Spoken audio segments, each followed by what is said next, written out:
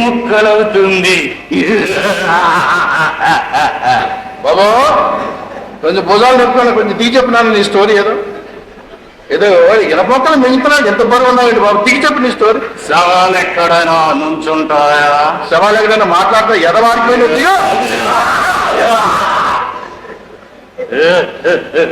అయినా ఇదేంటిది?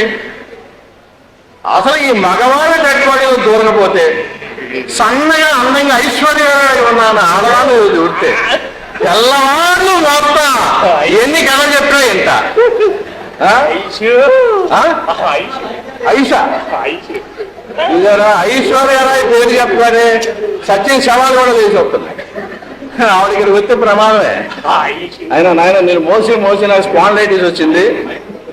అమితాబ్ బచ్చన్ ఎదవలసిన వాడిని అయితే స్టక్ అయిపోయాను ఆయన. విషయం చెప్పు, కథ చెప్పు.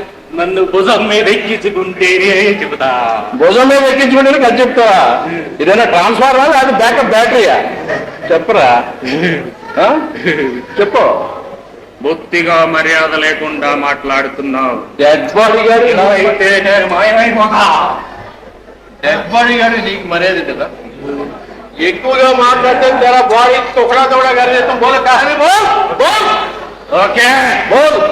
రాజా విక్రమార్క, ఇంద్రనీల పర్వత ప్రాంతంలో ముగ్గురు అపూర్వ సహోదరులు అద్భుతమైన మంత్రాలను పఠించి రాకాశిలోయలో నడుస్తున్నారు.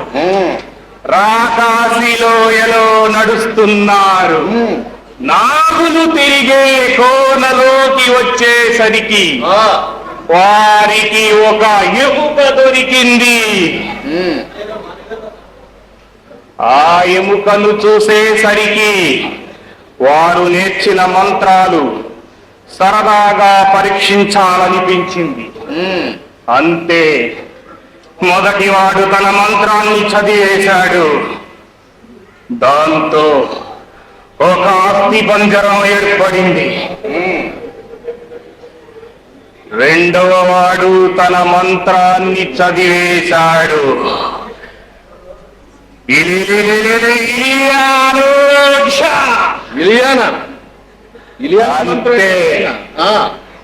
ఆస్తి పంజరానికి రక్తం మాంసం నియమై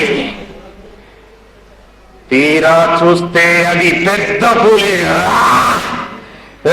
పులి అని తెలిసి కూడా మూడవ వాడు తన మంత్రాన్ని చదివేశాడు.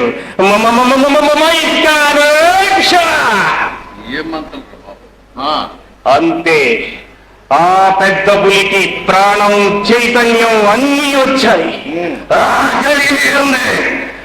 ఆ ముగ్గురే అందరం ముందు మింగేసింది. రాజా